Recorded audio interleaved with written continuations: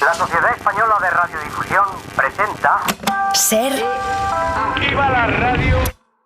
Podcast. Siempre.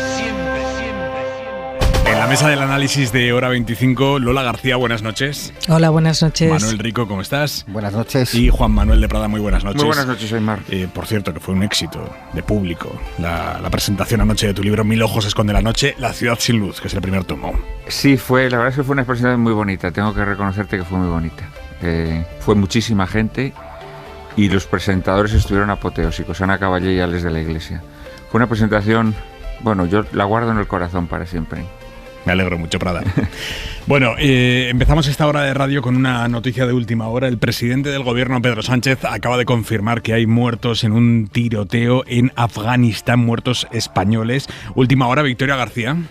Los hechos ocurrieron esta tarde, Aymar, cuando varios turistas españoles, australianos, lituanos y noruegos visitaban un bazar en una localidad del centro de Afganistán, en la provincia de Bamiyan. Allí, en esta zona, estaban antes las mayores estatuas de Buda existentes que fueron destruidas por los talibanes. Desde el Ministerio de Exteriores, con quien nos hemos puesto en contacto, nos confirman que hay españoles afectados, sin más detalles, que al no tener embajada en Kabul se han puesto en contacto con la delegación de la Unión Europea allí y que es nuestro consulado en la zona el que está haciendo las comprobaciones pertinentes. Ahora el presidente Sánchez, como decías, dice estar siguiendo la investigación con la unidad de emergencia consular, confirma la muerte de varios españoles, no especifica cuántos, aunque Associated Press dice que son 3. Hay 4 personas arrestadas por el atentado. Solo recordar a Aymar que desde el Ministerio Español de Asuntos Exteriores se desaconseja tasativamente viajar a Afganistán. Nos cuentas a lo largo de la noche cualquier información. Gracias, Victoria. Un saludo.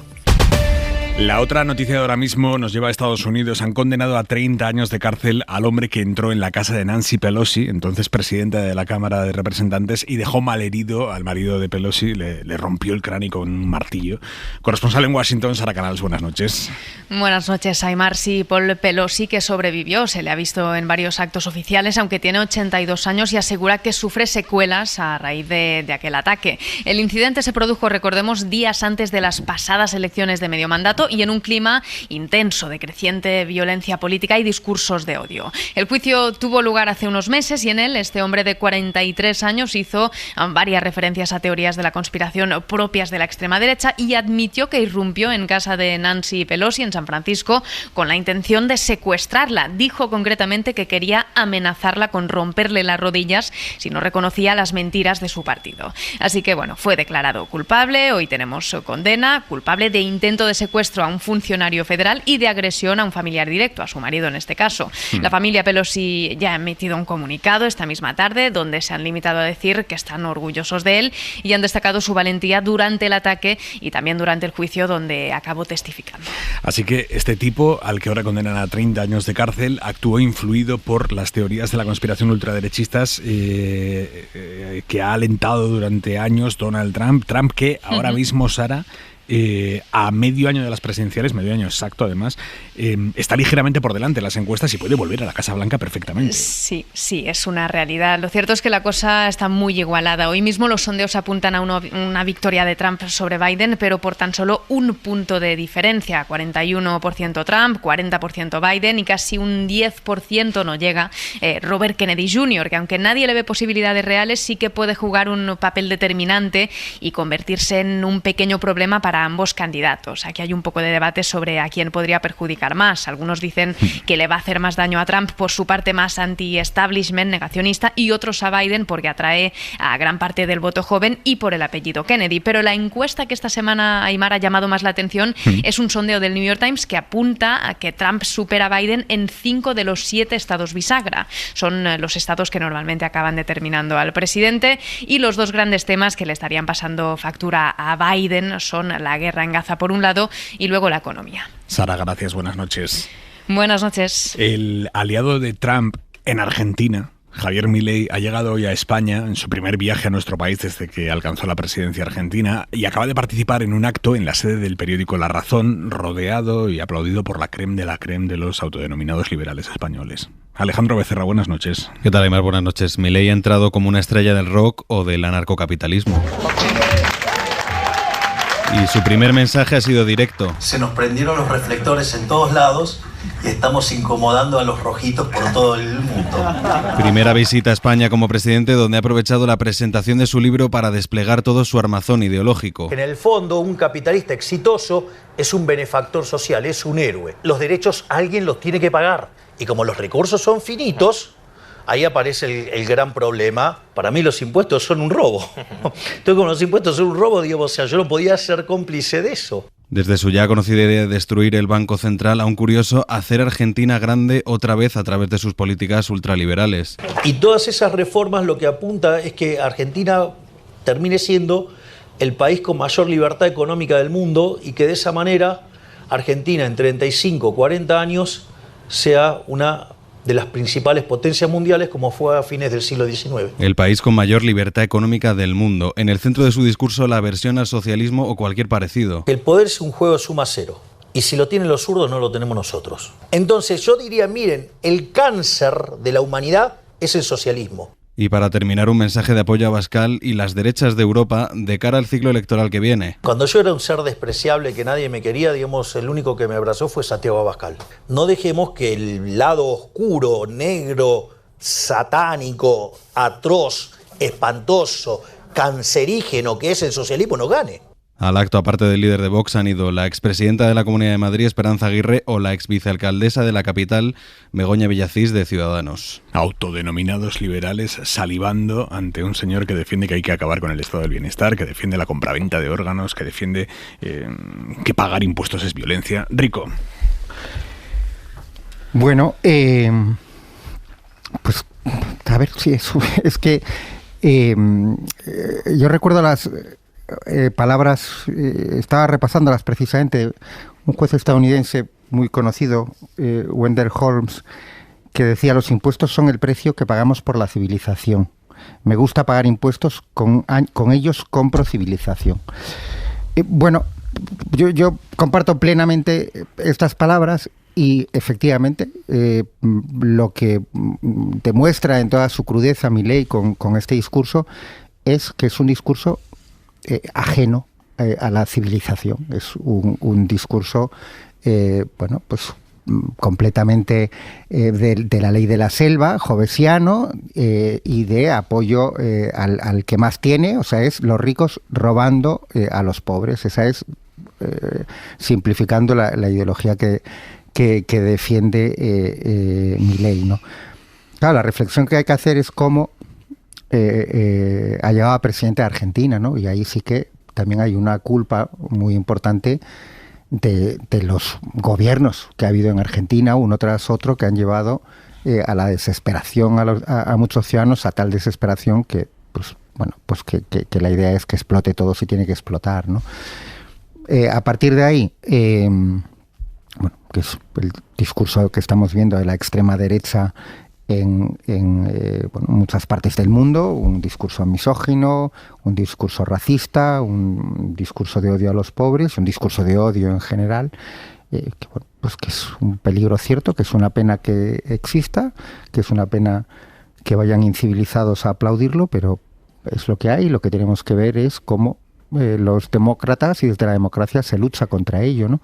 Es malos tiempos para los indiferentes. A mí nunca me han caído bien los indiferentes, pero yo creo que ahora más que nunca no son necesarios para nada. Son necesarios gente que tengan claro cuáles son los principios demócratas y cómo se defienden. Estábamos escuchando esta noche lo que ha dicho Milei sobre la justicia social en ese foro de La Razón. Digamos, la idea de la justicia social es eso, es una idea de resentidos, envidiosos, que además es injusta, porque implica además un trato desigual frente a la ley, porque implica violencia, porque ustedes, para hacer esa política redistributiva, le tienen que robar a uno para dárselo a otro. Es decir, es verdaderamente aberrante la idea de la justicia social. Cuando escuchábamos esto esta noche decíamos, esto nos suena familiar aquí en España. La justicia social es un invento de la izquierda para promover el rencor, una pretendida lucha de clases en la que perpetuarse ricos, pobres, a él le va bien, hay que castigarle, el que a alguien le vaya bien es el culpable de que a mí no me esté yendo bien, hay que ir a por ello, hay que intervenirlo, hay que expropiarlo, hay que repartirlo, repartir el trabajo, no, repartir se supone, yo creo, que las oportunidades, ¿no? Se trata de algo distinto, pero no, ellos promueven la cultura de la envidia, del rencor y de buscar falsos culpables. Como dos gotas de agua este discurso sobre la justicia social. Lola. Sí, es la exaltación de eso que hemos llamado la batalla cultural, ¿no? Por englobarlo en un concepto. Antes decía Manuel Rico que en Argentina pues se ha llegado a votar a un personaje como Milei porque los gobiernos anteriores han hecho las cosas rematadamente mal y la población está en una situación llega a estar en una situación de desesperación, y es cierto. Pero es que también ese discurso está calando en otros sitios donde en principio no hay una situación tan extrema, ¿no? Y estoy pensando pues en sitios como Austria, por ejemplo, como en Alemania está subiendo, avanzando en las encuestas también la ultraderecha, o en países como Dinamarca, o en países como Finlandia. En fin, que no son países que tengan una situación tan tremenda de crisis social y económica como la que vive Argentina. Con lo cual, no sé muy bien cuál es el motivo por el cual todo esto se está extendiendo de esta manera, pero tenemos a la vuelta de la esquina unas elecciones europeas que creo que son importantísimas en este aspecto, porque o recuperamos de alguna forma la manera de hacer política desde pues los pilares que ha sido la Unión Europea, ¿no? Una socialdemocracia y unos liberales conservadores más o menos en un espacio más central de forma fuerte, o más que recuperamos o lo conservamos, o las cosas se van a complicar mucho y quizá la Unión Europea deje de ser ese paraguas protector que tenemos ahora, ¿no? Y deje de servirnos para seguir conviviendo, porque realmente escuchamos unas cosas que parecían superadas, ¿no? Y no lo están. Prada. Bueno, vamos a ver, me ha hecho gracia el refrito de Ayuso o de Milei, no sé, o a lo mejor es Milei quien está refritando a Ayuso, no lo sé. En cualquier caso es evidente que son ideas circulares, bueno, ideas, perdón por la hipérbole, ideas circulantes, ¿no? Da la impresión en la derecha, o en cierta derecha, pero una derecha que claramente está ganando la partida, ¿no? Es un poco indecoroso y vergonzoso decir que la justicia social es un concepto de izquierdas. Esto verdaderamente es llamativo. La justicia social es la expresión moderna de las dos formas de justicia clásica, la conmutativa y la distributiva. En toda sociedad, naturalmente, hay que dar a cada uno lo suyo, pero ¿qué es lo de cada uno? Pues lo que la dignidad humana exige. Entonces esto implica naturalmente el ejercicio de la distribución de la riqueza.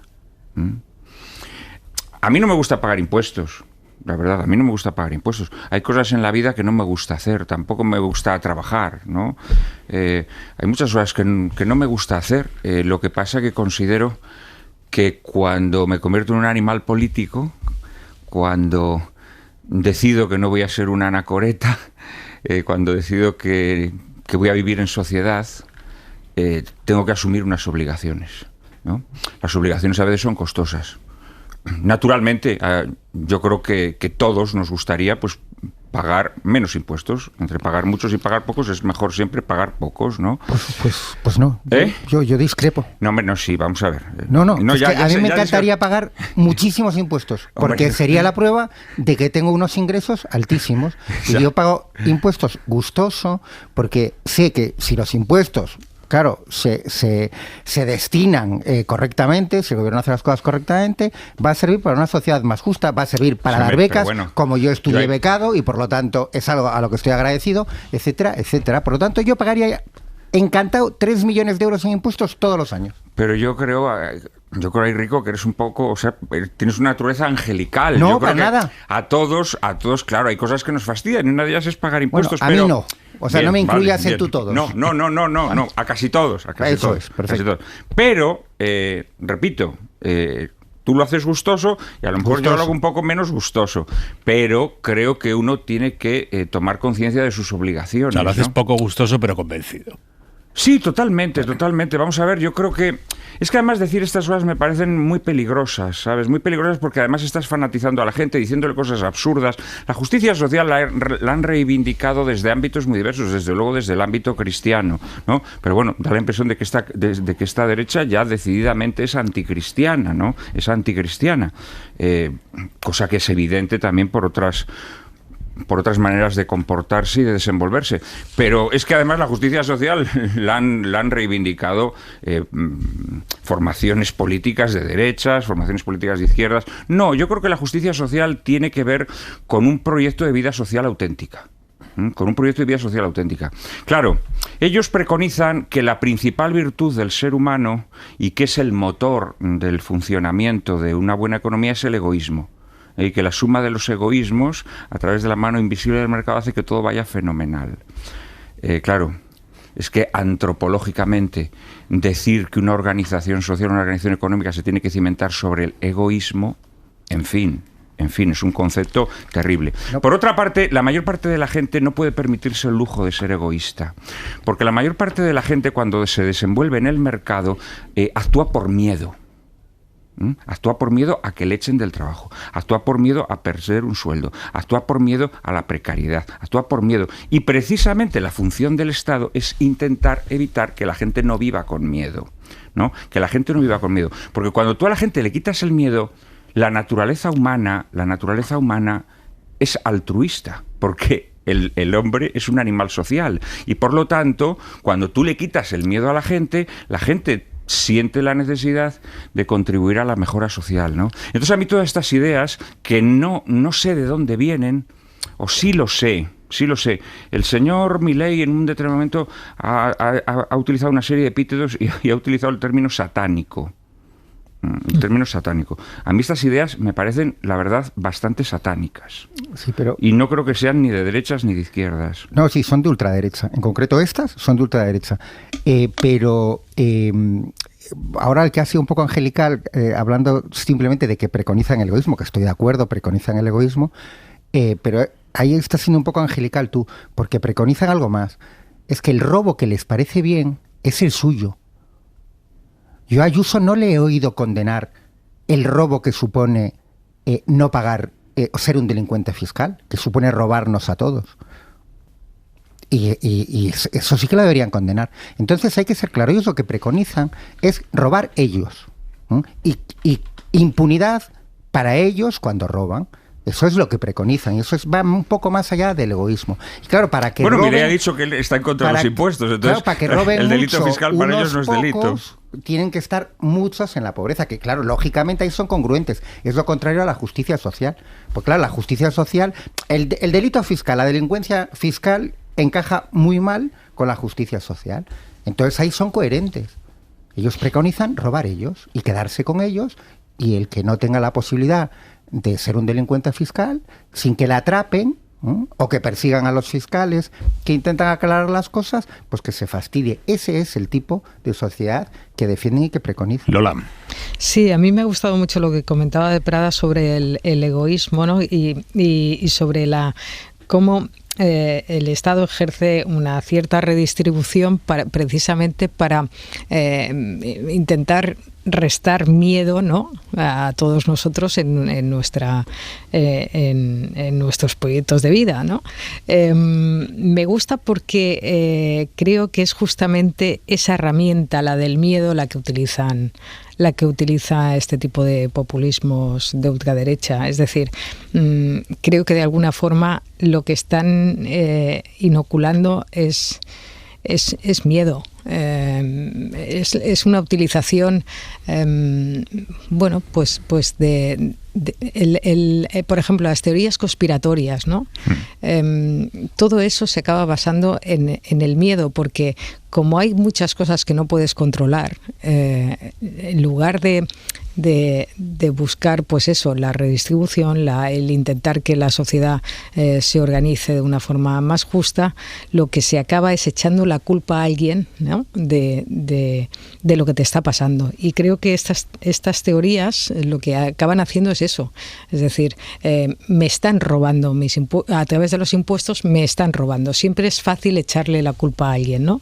En este caso el Estado, pues como es ese ente que está por encima de todo y metido en todo, pues es facilísimo, ¿no? Echarle el miedo y echarle la culpa y así solucionarlo todo. Yo me te voy a decir, ha dicho Rico que es ultraderecha, que abogaban por la justicia social. Yo creo que es algo que va más allá, yo creo que es darwinismo social. Yo creo que es darwinismo social, es decir, ellos consideran que hay personas que son deleznables o que son prescindibles o que son un excedente, ¿no? Y que esas personas no hay que tenerlas en cuenta. Yo de todas maneras me parece que muchas de las personas que hoy se han fotografiado con Milei, dentro de poco tiempo, dentro de pocos años, pagarán alguna empresa informática para que sus fotos no aparezcan en las búsquedas de Google con Milei. Es mi modesta impresión. Me parece también una querencia o atracción por el abismo, por el caos, aplaudir a una persona que dice esas cosas.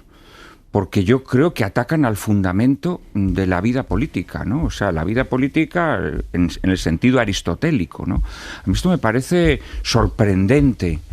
Eso ya pasó con Trump, ¿eh? Hubo gente que también se hizo fotos. Sí. Yo creo que como buscas la contraposición al otro y además luego está el tema de la fascinación por las figuras fuertes, ¿no? Estas figuras de liderazgos fuertes, tan masculinos, tan ¿no?, echados para adelante y tan que creo que es lo que les suscita esa admiración y ese querer hacerse las fotos.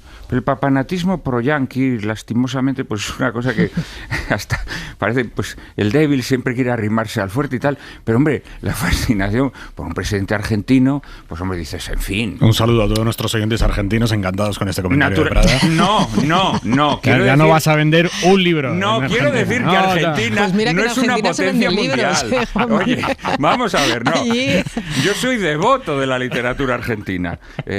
Creo que nadie ha hecho más por dar a conocer a algunos escritores argentinos en España. Pero no, vamos a ver, quiero decir, es que aquí ya no es ese papanatismo lacayuelo, ¿no?, pro-yanqui. Aquí es otra cosa ya peor. Porque además, claro, cuando hablan del capitalismo, es que utilizan unos argumentos. Claro, ellos hablan del capitalismo como una forma de organización económica en donde todos los agentes intervienen libremente en el mercado, ¿no? O sea, tú coges y vas a un mercado, montas tu puestecito y compites en igualdad de condiciones con todo el mundo. Con un resultado virtuoso. Vamos a ver, lo que caracteriza el capitalismo es la concentración de riqueza. Es la concentración de riqueza. Es decir, que cada vez haya ricos más ricos que concentran la propiedad. Bueno, si es que lo estamos viendo, en fin, lo estamos viendo. Yo cuando llegué a Madrid hace 25 años, yo iba por la calle y veía 25 cafés de 25 dueños.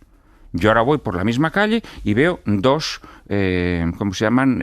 Dos cadenas. Sí, dos cadenas multinacionales. Esto es lo que veo, Entonces yo lo que estoy viendo es una concentración de la propiedad, ¿no? Entonces, el señor Milei, ¿qué va a promover? ¿Va a promover al pequeño empresario, al señor de barrio que quiere montar un taller mecánico o a quién va a promover, ¿no? Obviamente no. Pero bueno, a ver, claro, tú estás hablando efectivamente de la fase capitalista en la que estamos, la ultraliberal, precisamente enlazando con la justicia social, el capitalismo renano, ¿verdad?, con una aportación de los cristianodemócratas alemanes, que fue fundamental para montar el estado de bienestar después de la Segunda Guerra Mundial, como lo conocimos durante décadas y en la mayor fase de desarrollo hasta la crisis del 73, precisamente había un elemento de justicia social ahí, muy claro, ¿no? Pero bueno, es probable que lo ignoren, ¿verdad?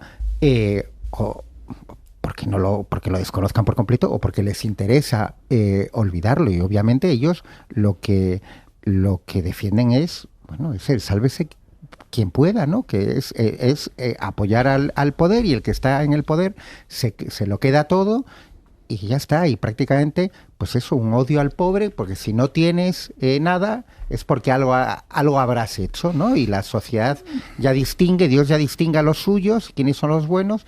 Y, bueno, también de engaño al pobre, porque en el fondo al pobre también lo que le están diciendo... Mira, es verdad que ganas una mierda, pero con nosotros no vas a pagar impuestos de ningún tipo, ¿no? Y entonces al pobre lo hacen sentirse como rico. A mí las cosas que a mí siempre más me ha sorprendido muchas veces cuando he hablado con personas que profesan la ideología liberal, personas que a veces tienen sueldos desnutridos, sueldos famélicos, ¿no? Y cómo defienden con qué ardor estas ideas que todos sabemos a quién benefician, ¿no? Sí, el puro voto aspiracional. Eso en Madrid el voto sucede muchísimo. El voto del PP de Madrid es muchísima gente cobrando 20.000 euros que vota para beneficiar a la gente que cobra más de 60.000 porque aspira a que algún día cobrará 60.000 y por lo tanto las políticas que ahora apoya le beneficiarán en el futuro. Pero es que es la creación de una sociedad de desaprensivos, ¿sabes? Porque hasta ese pobre que aspira a la vez lo estás convirtiendo en un desaprensivo. Bueno, quien no va a poder debatir sobre justicia social con Javier Milei es el presidente Pedro Sánchez, porque Milei no se va a reunir con Sánchez en este primer viaje oficial del presidente argentino a España, ni con Sánchez ni con el rey Felipe VI. Con quien sí se va a reunir, y bien además durante el fin de semana, es con Santiago Abascal, también con un grupo de empresarios españoles con inversiones en Argentina. Y el domingo va a participar Milei en el acto que ha montado Vox en Vistalegre para presentar la candidatura del partido para las europeas. La reunión que ha montado para mañana por la mañana se ha improvisado en las últimas semanas. Lo que estaba confirmado desde el 29 de marzo. El 29 de marzo hay un tuit de Milei diciendo voy a ir a España al acto de Vox este fin de semana. O sea, él mismo lo anunció en las redes sociales. Por lo tanto, el objetivo original de este viaje era venir al show de Vox de este fin de semana. Luego han montado una reunión con empresarios. Y viene en el avión oficial, y viene con toda la parafernalia, viene con la secretaria de Presidencia, que es su hermana, Karina Milei, y todo viene pagado por el Estado argentino, pero sin intención de reunirse con las autoridades españolas en su primer viaje oficial a España. Un desplante claro. Buenas noches. ¿Qué tal, Aymar? Buenas noches. El gobierno reconoce que no es habitual que un jefe de Estado vaya a otro país en lo que la propia Casa Rosada considera una visita oficial sin reunirse con las autoridades locales. Pero tanto en la Moncloa como en Exteriores se ha optado por ignorar este tema para evitar el choque institucional. Oficialmente, las fuentes consultadas lo único que reiteran es que los lazos históricos, comerciales y culturales son fuertes y que la relación está engrasada, aunque nadie obvia el ambiente de cierta tensión que existe entre ambas delegaciones, sobre todo a raíz del conflicto que se abrió hace unas semanas por las palabras del ministro Óscar Puente. El plato fuerte de la visita de Milei a nuestro país es su participación en la cumbre ultra que Vox organiza en Madrid. Milei no ha pedido reunirse ni con el Ejecutivo español ni con la Casa Real y los contactos entre ambas delegaciones se han limitado a organizar el dispositivo de seguridad. Hay en el PSOE quien también admite que sería extraño que en la misma visita Milei se reúna con Sánchez un día y al siguiente asista como estrella invitada a un acto de un partido político en el que se van a lanzar mensajes contra él. Y este evento además sirve a los socialistas para poner el foco en la ultraderecha y su avance global, que es uno de los ejes centrales que va a usar el presidente en la próxima campaña electoral. Hablando de ultraderecha, gracias Coello, la de Portugal, que se llama Chega, ha intentado llevar al presidente de su propio país, al presidente de la República, ante la justicia por traición a la patria. No lo han conseguido porque ningún otro partido les ha apoyado, pero intentarlo han intentado. ¿Por qué acusan a Rebelo de Sousa de traición a la patria? Porque el presidente de la República Portuguesa planteó hace un mes en una cena con corresponsales que Portugal tiene que hacer gestos y quizás reparaciones de algún tipo a los países que sufrieron el pasado colonial portugués. El propio gobierno del país, el propio gobierno de Portugal, que es conservador, está en contra de abrir ese melón que planteó el presidente de la República, pero una cosa es estar en contra y otra cosa es lo que ha hecho Chega, el partido de extrema derecha, que es intentar incluso empurar al presidente de la República por un delito de alta traición. Bryce Suárez, Portugal, buenas noches. Hola, buenas noches. Chega tiene 50 diputados, Bryce, hicieron una petición al Parlamento para acusar formalmente de alta traición a Rebelo de Sousa, pero se han quedado solos. Sí, cualquier grupo parlamentario con más de 20% de asientos puede tomar una iniciativa de este tipo, y es el caso de Chega. Lo curioso es que nunca se había formulado semejante acusación contra el presidente de la República, y por eso, dada la gravedad de estas acusaciones, el presidente del Parlamento decidió crear una comisión especial para que estudiara el caso. Ayer la encargada de esta comisión, la diputada socialista Isabel Moreira, emitió un informe en el que se descartaba que Rebelo de Sousa fuera culpable de nada parecido, y todos los integrantes de la comisión la apoyaron, menos, claro, Chega. Hoy la moción debía ser votada por el Parlamento y se ha resuelto de la misma manera, con toda la izquierda y toda la derecha aplaudiéndose y apoyándose mutuamente en sus críticas a Chega. Por aclarar, Bryce, el pasado colonial de Portugal, con sus masacres, con su represión cultural, eso está fuera de toda duda histórica. Por mucho que Chega patalee, de eso no hay duda. Bueno, está fuera de toda duda histórica, pero no es un tema tan presente como en otros antiguos países con colonias, ¿no? Portugal fue uno de los últimos mayores imperios. A principios del siglo XX tenía colonias en todos los continentes y al final solo acabó perdiendo las últimas, menos Macao, hace 50 años, cuando cayó la dictadura en el 74. 3 de ellas independizaron después de 13 años de una guerra sangrienta con decenas de miles de muertos, pero claro, en los 4 siglos anteriores a Portugal se caracterizó sobre todo por comenzar a impulsar el mercado de esclavos en todo el mundo, y claro, más allá del expolio incalificable que eso pudo suponer durante tanto tiempo. Y Chega, por su parte, dice que no solo son cosas malas, ¿no?, y que puestos a pasar factura y echar cuentas, pues que también hay que contar las carreteras o instalaciones que Portugal dejó, o sea, que cada uno haga su balance. De todas maneras, la inquina de Chega por Rebelo de Sousa va mucho más allá de esta frase acerca del pasado colonial de Portugal. Sí, es curioso. En Rebelo de Sousa es verdad que dijo en algunas situaciones que incluso los grupos antidemocráticos tienen derecho a expresarse democráticamente, refiriéndose claramente a Chega, y es verdad que es un secreto a voces que Rebelo de Sousa querría acabar su mandato, que es en 2026, sin haber dado posesión a un gobierno pues, que esté integrado por la extrema derecha. Y esto a Chega pues, les viene de perlas, porque encaja muy bien en esta estrategia que tienen de victimismo, ¿no?, de presentarse como marginados del sistema y como la única solución para cambiar las cosas. O sea que es una especie de chivo expiatorio Rebelo de Sousa. Bryce Suárez desde Portugal, gracias, Bryce.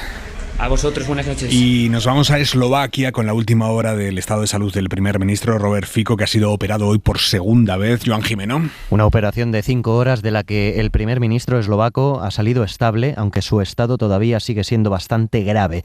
Ha sido una intervención en la que los cirujanos le han quitado tejido muerto de su piel como consecuencia de la herida de bala. Lo ha explicado la directora del hospital en el que está ingresado Fico.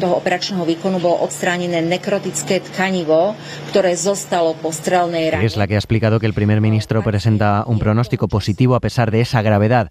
Los médicos no dan muchos más detalles, aunque desde el gobierno explican que todavía hay riesgo de que ese buen pronóstico pueda revertirse. La justicia eslovaca acusa de intento de asesinato premeditado al atacante de Fico, que se enfrenta a una pena que puede llegar a ser de cadena perpetua. El hombre ya estaba fichado por las autoridades del país por participar en varias protestas contra el gobierno. Y hablando de magnicidios, de intento de magnicidio, en este caso el de Eslovaquia, y por cerrar este bloque de información internacional donde lo hemos abierto, que ha sido en América, hoy hemos escuchado la reflexión del presidente de Ecuador, Daniel Noboa, que está aquí en España, su reflexión sobre lo consciente que es de la posibilidad de que lo maten o de que intenten matarlo. Todas las noches tengo que acostarme y tratar de conciliar sueño, pensando de que siempre existe esa posibilidad y que estamos luchando contra grupos narcoterroristas y contra organizaciones criminales que en cualquier momento en su desesperación pueden inclusive intentar asesinar a un presidente. Es una carga dura para la familia, es algo que siempre estuve dispuesto a sobrellevar, pero siempre supe que era posible. Hora 25. Termina una semana crucial en el juicio a Eduardo Zaplana por el fraude en la adjudicación de las estaciones de ITV cuando él era presidente de la Comunitat Valenciana. Una adjudicación que fue corrupta, no, lo siguiente. La propia empresa ha reconocido que estaba amañado y que pagaron mordidas para recibir aquello.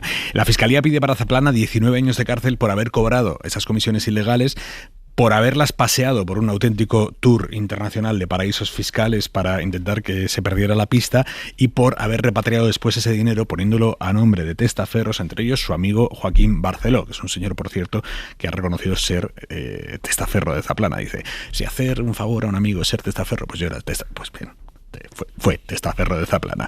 Esta semana hemos escuchado en la Audiencia de Valencia la lectura de las transcripciones de las llamadas entre los miembros de la trama, incluido ese amigo de la infancia reconvertido ahora en testaferro. José Juárez Romero. Parte de las conversaciones que se han aportado en el juicio corresponden a las del amigo personal de Zaplana, Joaquín Barceló, más conocido como Pachano. Pachano llama un día de San José de 2018 a Zaplana para interesarse por su salud, puesto que estaba ingresado en el hospital haciéndose pruebas. En un momento de la conversación le dice, mira a ver por qué las... Interrumpe la frase y continúa diciendo, para quedar con las tías estas, según los investigadores de la UCO, los miembros de la trama llamaban tías a los testaferros. En la misma conversación, ambos hablan de Francisco Pérez López, Paco Gasofa, amigo de Zaplana y propietario de una gasolinera en Benidorm que obtuvo con el favor, presuntamente, del exministro. Barceló se refiere a Pérez López afirmando que solo dice mentiras sin parar, mentiras y tonterías. Zaplana le contesta con una pregunta, ¿pero lo va a arreglar o le aprieto? En las conversaciones, los investigados no hablan abiertamente de sus objetivos.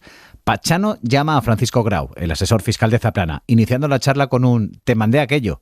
Las conversaciones no solo evidenciaban que los implicados utilizaban un lenguaje singular para hablar de sus operaciones, también se desprende, de sus palabras, el miedo a ser descubiertos cuando el nombre de otros dos implicados, Fernando Belot, abogado uruguayo que actuó como supuesto testaferro de Zaplana, aparece en la lista Falciani. En una llamada, Barceló habla con el abogado Saturnino Suances, vinculados ambos por la UCO con las cuentas de la trama en Andorra. Me acojona por lo que tú ya sabes. A ver qué nos dice el de arriba, que sabrá más que nosotros, contesta Suances. El problema, continúa Suances, es que el nombre de Fernando Belot, está saliendo en todos los lados. En otra de esas conversaciones, Barceló le dice a Suances, Paco es fundamental porque ha sido el artífice de toda esta ingeniería. Se refiere a Paco Grau. Más adelante, Suances, preocupado por lo que venía saliendo en la prensa, le dice a Barceló que si hay que repartir estopa, si hay que apretar, si hay que ir a un juzgado de guardia, lo que haya que hacer. Y Barceló contesta, eso es, arrear estopa, que me han sacado un periódico, que voy a meter en la cárcel a todos, hijos de puta.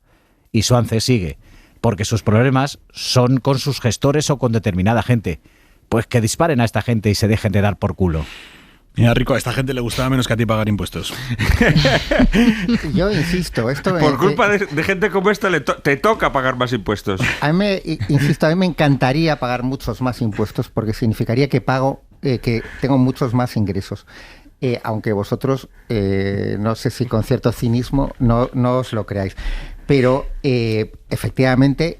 Yo defiendo que paguen menos impuestos. Yo defiendo bajar los impuestos a quienes menos ganan. Y eso sí, combatir seriamente a los paraísos fiscales, combatir seriamente el fraude fiscal, que está en España en unas proporciones completamente inadmisibles, y hacer una reforma. La justicia fiscal, antes hablábamos de justicia social. Para mí, una de las grandes reformas pendientes es la de la justicia fiscal. Tenemos un régimen tributario diseñado para la sociedad de mediados del siglo pasado, no para una sociedad con el capitalismo financiero y transnacional que hay ahora. El resultado es que al final termina pagando más impuestos un autónomo, pues eso, que una multinacional, en porcentaje me refiero, sí, totalmente, que tiene paraísos fiscales por todos lados, abogados por todos lados para diseñar unas estructuras societarias que se lo permitan. Esto hay que darle la vuelta de arriba abajo y eso nos permitiría sostener el estado del bienestar que está en riesgo permanente porque unos pocos roban mucho a todos los demás. Entonces ese es un debate absolutamente necesario, ¿no?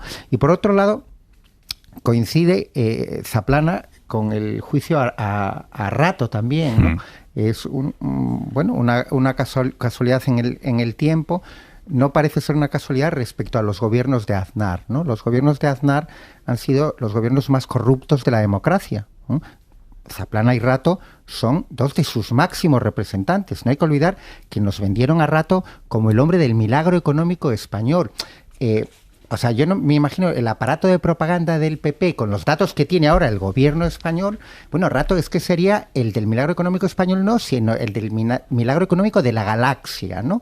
Bueno, pues el del milagro económico está acusado de graves delitos fiscales, etcétera. Y Zaplana también, de robar, ¿vale? Porque el delito fiscal lo es robar.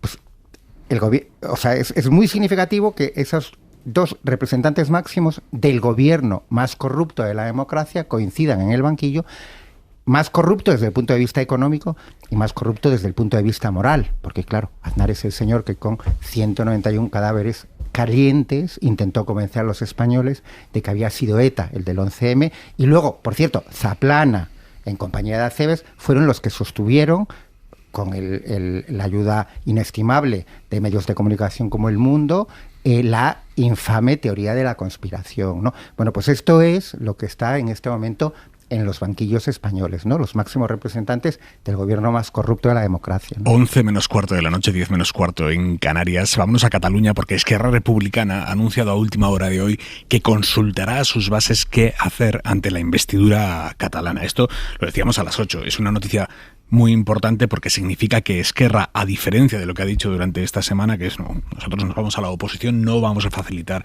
una investidura de ella, con nosotros que no cuenten. Bueno, pues Esquerra, al anunciar que va a someter cualquier decisión sobre la investidura a una consulta de sus bases, se abre a terminar negociando algo, porque algo tendrá que someter a la consulta de sus bases. Y ese algo, ya que hoy Pedro Sánchez ha dicho que no, en ningún caso van a apoyar la investidura de Puigdemont, ese algo ahora mismo solo puede ser numéricamente la investidura de Salvador Illa.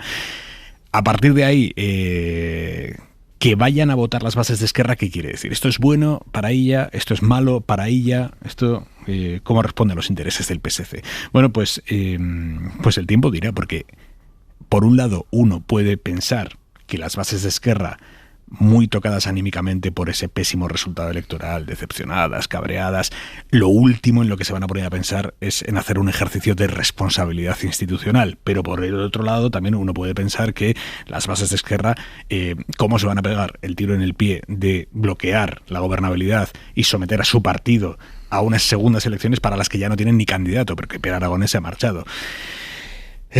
Lola García. No me preguntes un pronóstico, porque no sé lo que van a votar las bases de Esquerra. No, pero compartes conmigo que es relevante el hecho de que Esquerra haya anunciado esta consulta. Yo me lo estaba viendo venir, pero vamos, es de manual de Esquerra Republicana. Y más en una situación como esta. Es decir, cuando los líderes no quieren asumir la responsabilidad de una decisión que saben que es complicada y que si dan el sí a la investidura, pues es impopular en muchos de sus militantes y votantes, pues lo que hacen es traspasar la responsabilidad a las bases. Y todos sabemos que cuando se hace una consulta a las bases hay dos formas de hacerlo. O la tienes preparadita la pregunta de forma que no ya conduces hacia la respuesta inducida, o es que realmente, como no sabes lo que puede ocurrir y te quieres quitar las pulgas de encima, pues lo lanzas ahí.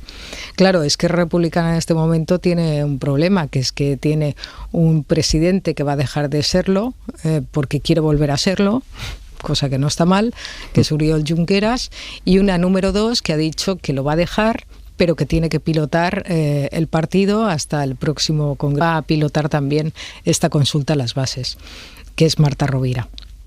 Marta Rovira, ya recordemos que en el 2017, cuando se tenía que decidir si había elecciones o se declaraba la independencia, fue de las personas que más intentó influir sobre el ánimo de Carles Puigdemont, en el sentido de que no se convocaran elecciones.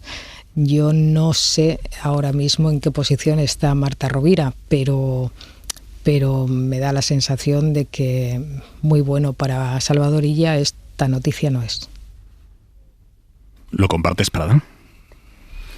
Hombre, primero habría que saber cómo se formula la consulta, ¿no? ¿Qué es lo que se le va a preguntar a los militantes de Esquerra Republicana? ¿Será una pregunta neta?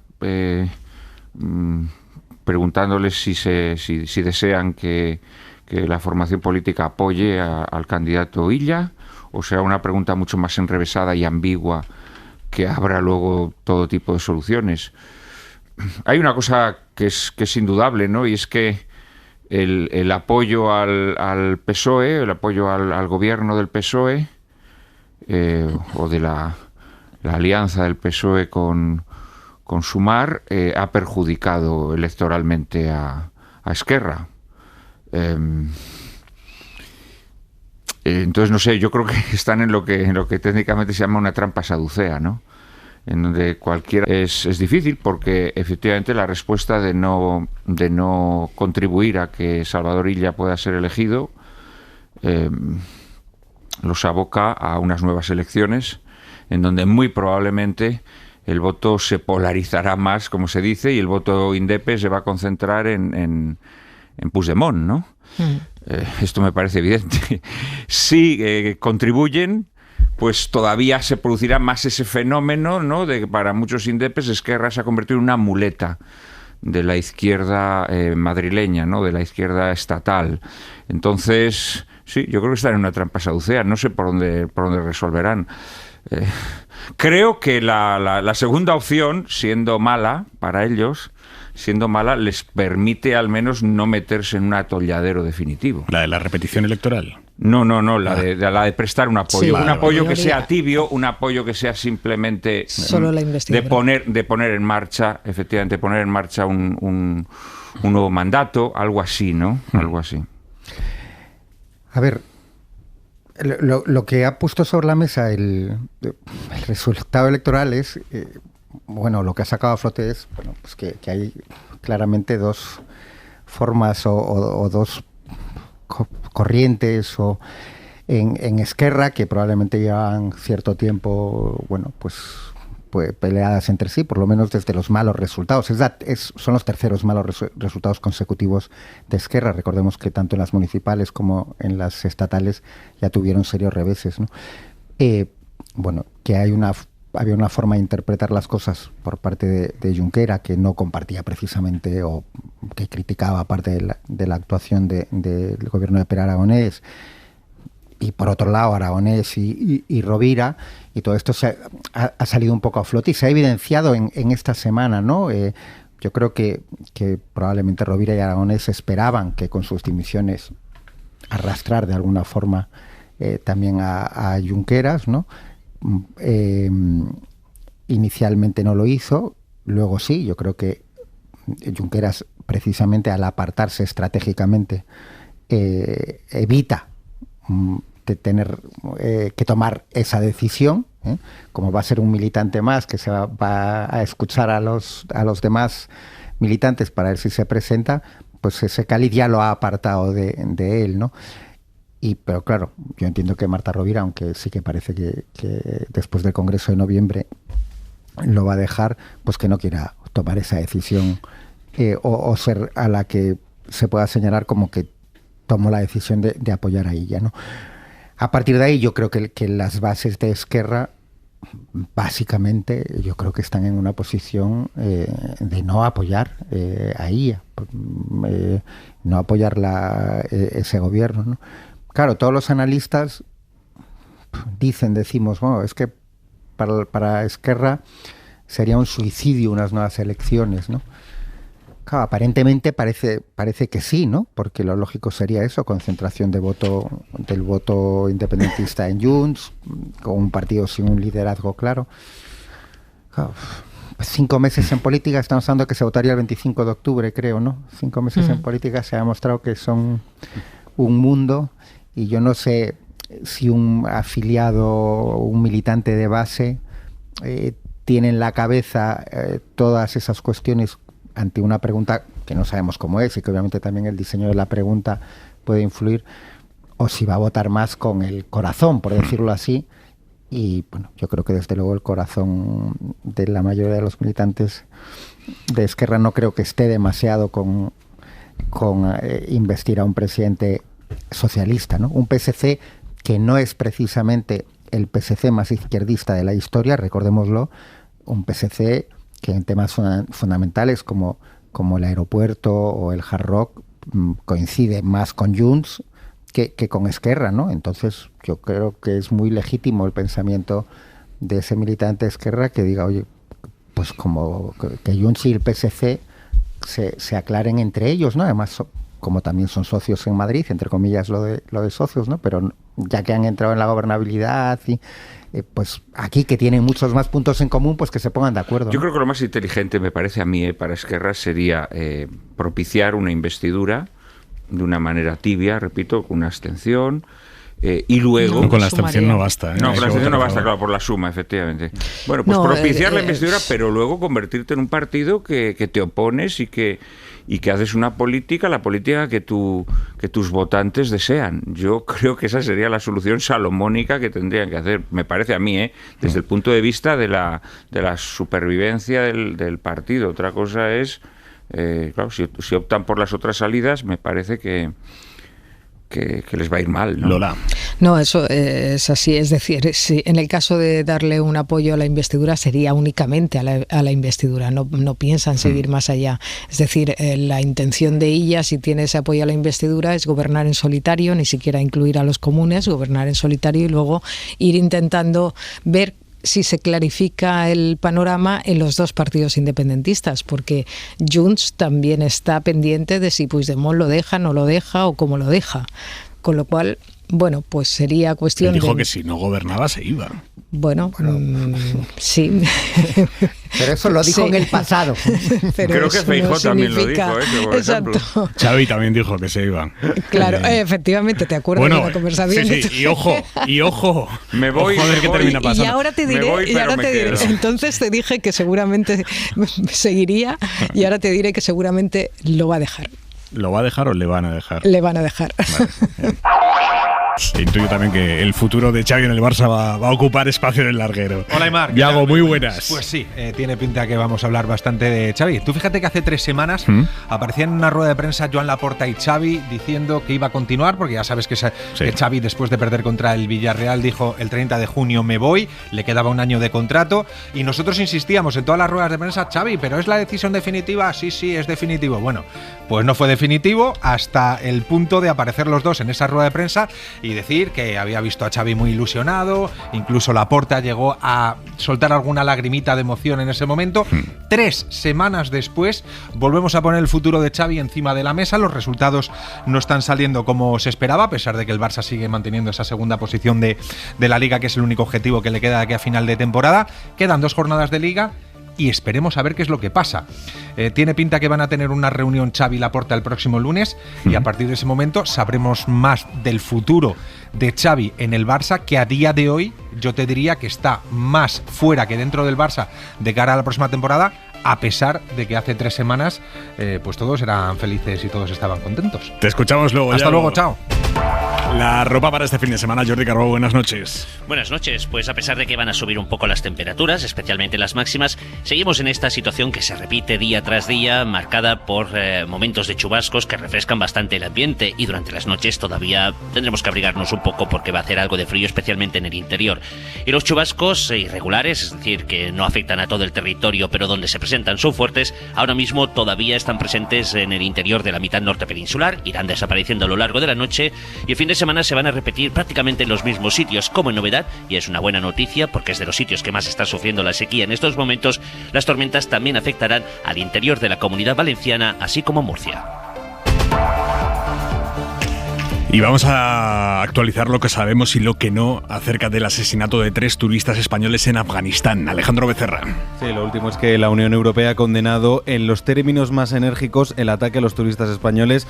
La portavoz de Exteriores de la UE, Nabila Masrali, ha escrito un escueto comunicado en el que dice que sus pensamientos están con las familias de las víctimas del ataque. Recordemos, este ataque se ha producido en la provincia de Bamiyan, una zona muy turística. Ha matado a 3 españoles y un afgano. Hay también 7 personas heridas.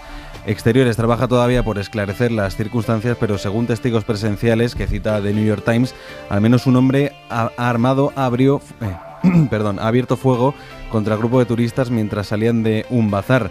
Eso sí, ningún grupo ha reivindicado la responsabilidad del ataque. Hora 25. Aymar Bretos. Israel asegura haber recuperado en Gaza los cadáveres de 3 rehenes israelíes que estaban en manos de Hamas. Shani Luke, Amit Buskila y Yitzhak Lerenter. Son los nombres de los 3 rehenes que, según Israel, fueron asesinados por Hamas el mismo día del atentado, el 7 de octubre, en el festival que asaltaron los miembros de Hamas. Los terroristas se llevaron sus cuerpos y los israelíes aseguran haberlos encontrado ahora en los túneles de Rafah.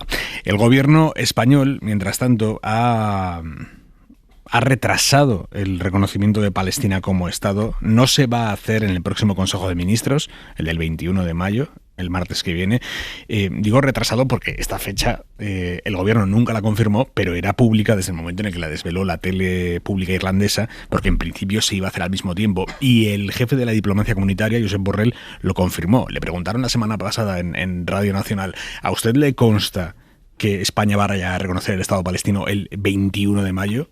Me consta porque me lo ha dicho el ministro Álvarez, y me consta porque el gobierno esloveno ha aprobado ayer un decreto que va a someter a la aprobación del Parlamento en la misma dirección. Por tanto, serían 3 países y probablemente después haya más. Así que si lo que dice Borrell es cierto, Álvarez le confirmó la fecha del 21 de mayo, pero hoy Sánchez ha negado que vaya a ser el 21. ¿Qué ha pasado para ese cambio respecto a los planes iniciales que desveló Borrell? Guillermo Lerma, buenas noches. ¿Qué tal, Aimar? Buenas noches. El gobierno trabajaba con esa fecha para dar el paso diplomático, pero en la Moncloa recuerdan que nunca se confirmó de forma oficial que el reconocimiento de Palestina se fuese a hacer el próximo martes. Así que en el equipo del presidente restan importancia a los plazos y mantienen el compromiso de que la decisión se aprobará en los próximos días.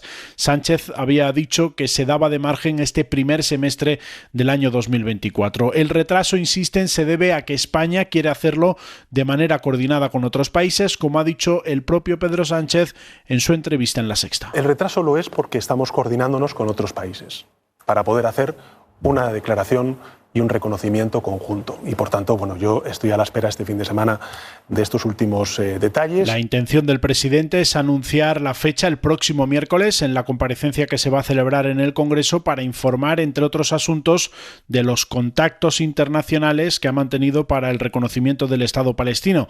Así, el Gobierno habrá informado al Parlamento antes de dar el paso definitivo en el Consejo de Ministros. Prada.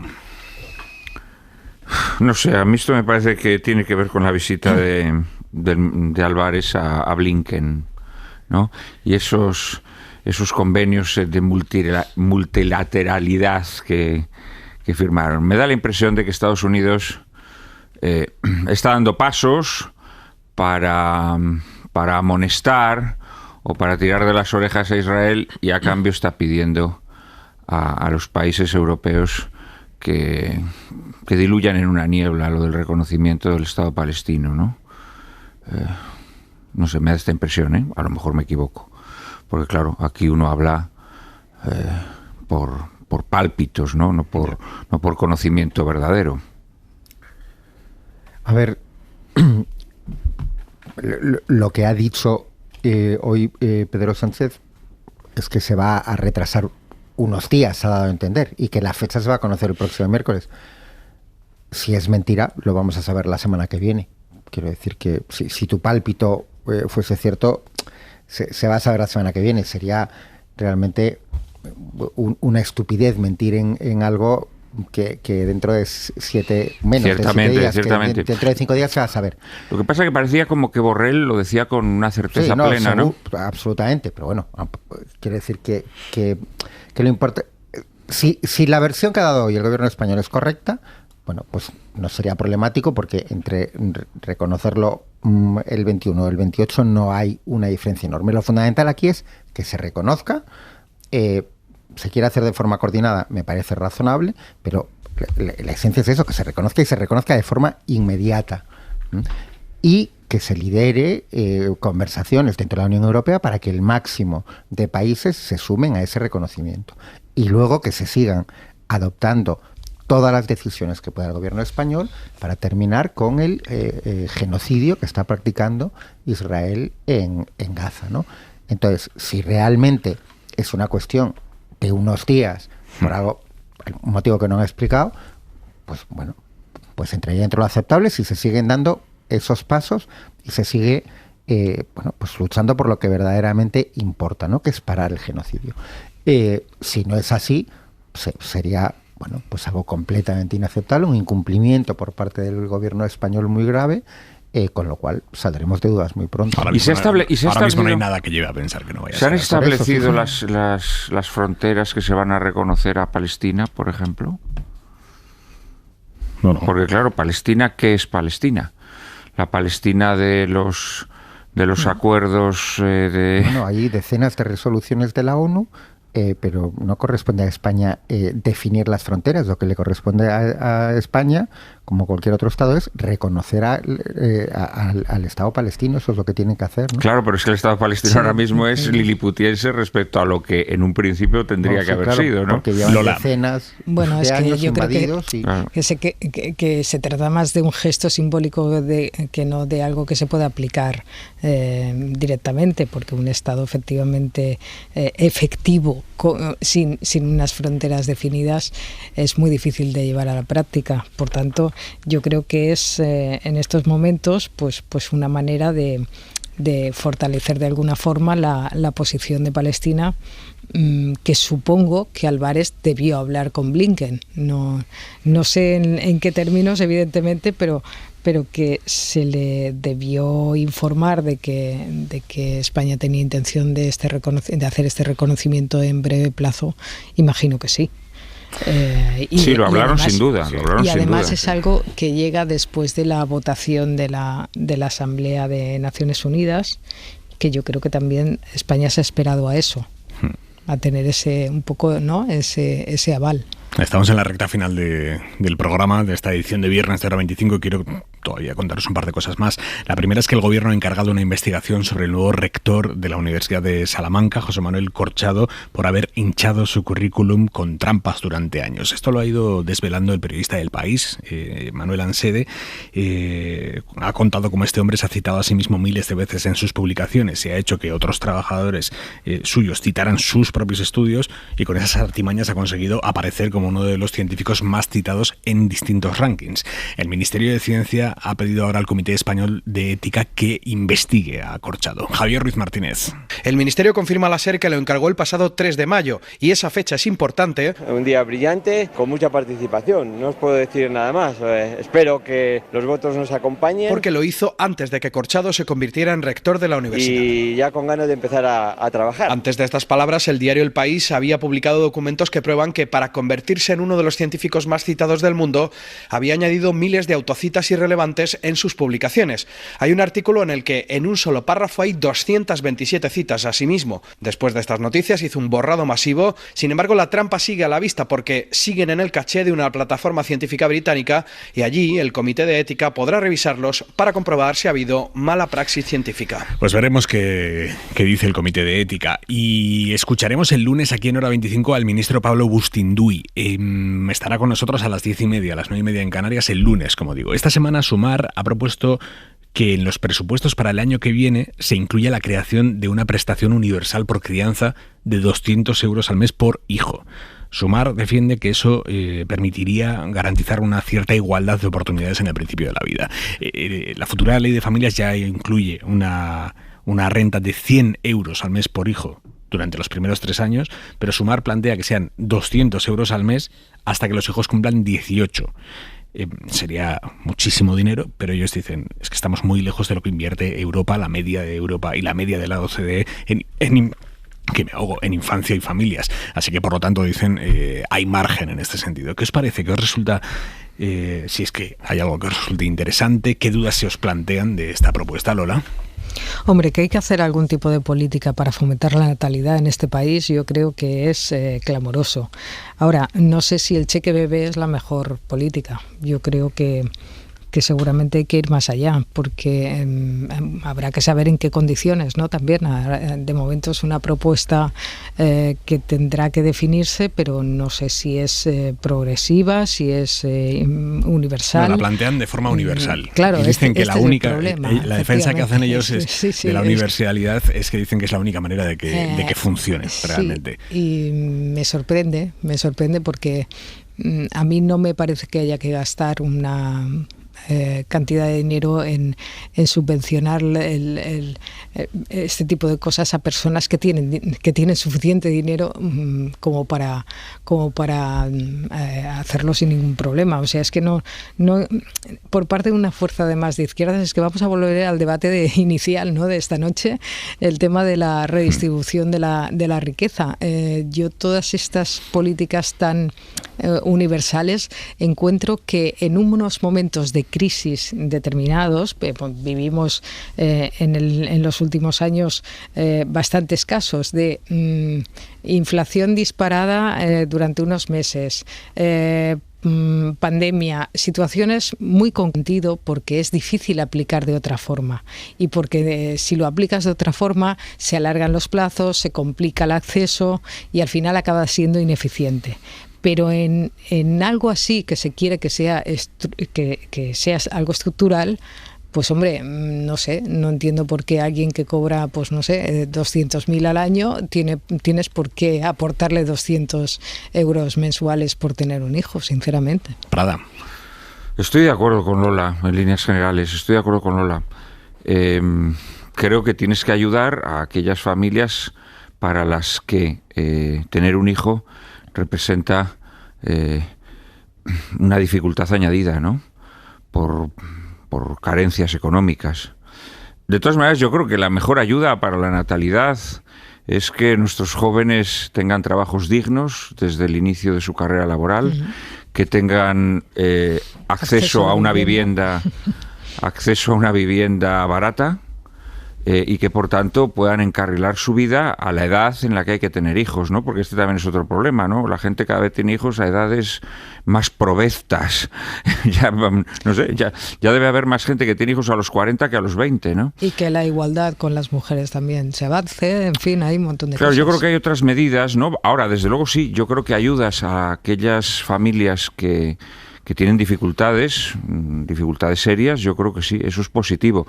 Pero claro, darle una ayuda a todo el mundo simplemente porque tenga un hijo, hombre, yo creo que hay que introducir criterios de discernimiento, ¿no? Criterios de discernimiento. Ellos lo que defienden, yo también tengo dudas sobre la universalidad, pero ellos lo que defienden es dos cosas. Uno, esto no es una ayuda, sino que esto sería un derecho universal y como tal, por ejemplo, la sanidad pública también la puede usar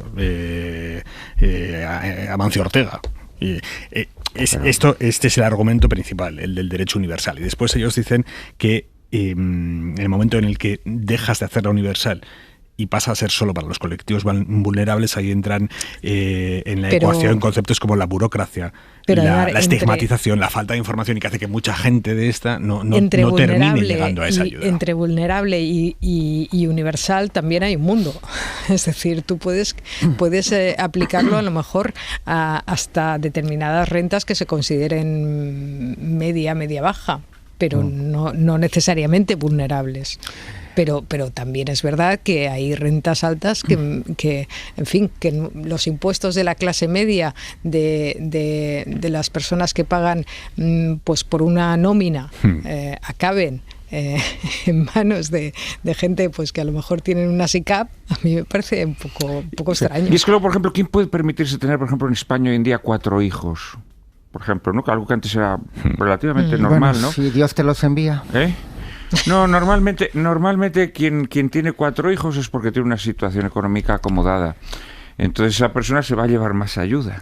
Pero, a ver, yo creo que de los dos, yo tampoco comparto el tema de la universalidad, pero de todas formas, de las dos cuestiones que argumentan los defensores de esta medida, como bien explicaba Aimar, yo creo que hay una que es discutible, si lo consideras un derecho universal o no. Efectivamente, si uno considera que esto debe ser un derecho universal, pues ahí se terminó el debate, porque la sanidad pública también es para todos, ¿no? El segundo para mí no tiene es completamente inaceptable, porque estamos en una sociedad donde para lo que quiere el Estado, el superordenador de Hacienda controla lo último de cualquier persona con nómina. ¿Vale? Por lo tanto, la parte de burocracia se podría eliminar porque no tiene que solicitarlo las personas vulnerables. El Estado sabe perfectamente qué ingresos tiene la gente, con lo cual debería ser el Estado quien fuese proactivo para efectivamente eliminar todas esas cuestiones de burocracia y conseguir que el dinero llegue a quien lo necesite. Eso debería ser una obligación del Estado y el Estado lo puede hacer perfectamente con los medios que existen en este momento. De hecho, con la renta mínima vital se puede pedir por infancia, tienes como un suplemento, y más del 78%, más del 70%, creo que es el 78%, pero más del 70% de las personas que tienen derecho no lo solicitan, precisamente por temas como el mal diseño de esa ayuda o de la burocracia, efectivamente, para personas que a lo mejor son muy vulnerables, tampoco tienen acceso a Internet, etcétera, etcétera. Por lo tanto, todo ese elemento yo lo quitaría de en medio porque me parece inaceptable. Lo que tiene que hacer el gobierno es poner los medios para solucionar y conseguir que ese tipo de ayudas llegue a quien lo necesita. El tema del derecho universal es otro. ¿Qué pasa? Que no es la primera medida de este tipo que se adopta. Con la subvención a los combustibles, hace, pues 1 año y medio creo que fue, ¿no? También era para todo el mundo. Al final... Pero eso es provisional.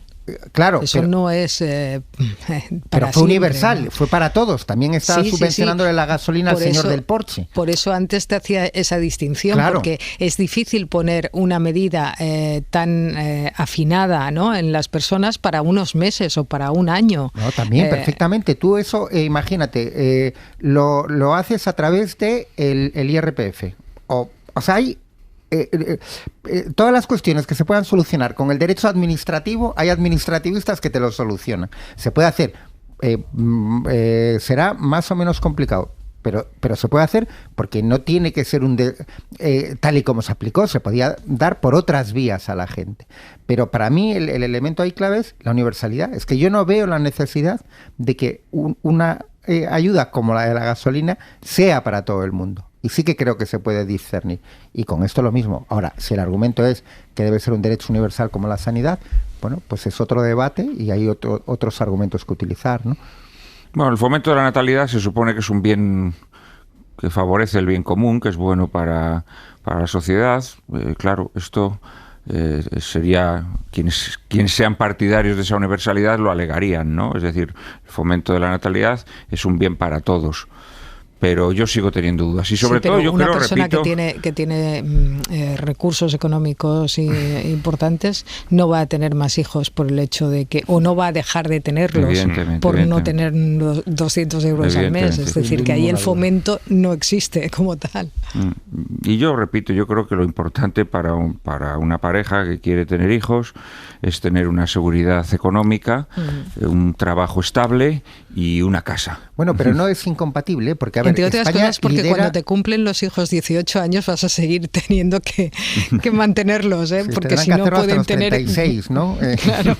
Sí. Pero, a ver, dicho eso, España lidera el ranking de pobreza infantil. O sea, esa ayuda es súper necesaria para mucha gente. O sea, yo, que quede claro, lo que no comparto es la universalidad, lo que no comparto es eso, que esos 200 euros vayan a los hijos de los presidentes de los banqueros, por simplificar, ¿verdad? Estoy pensando en Francia y en relación a Francia, las ayudas a la natalidad aquí son, allí están a años luz.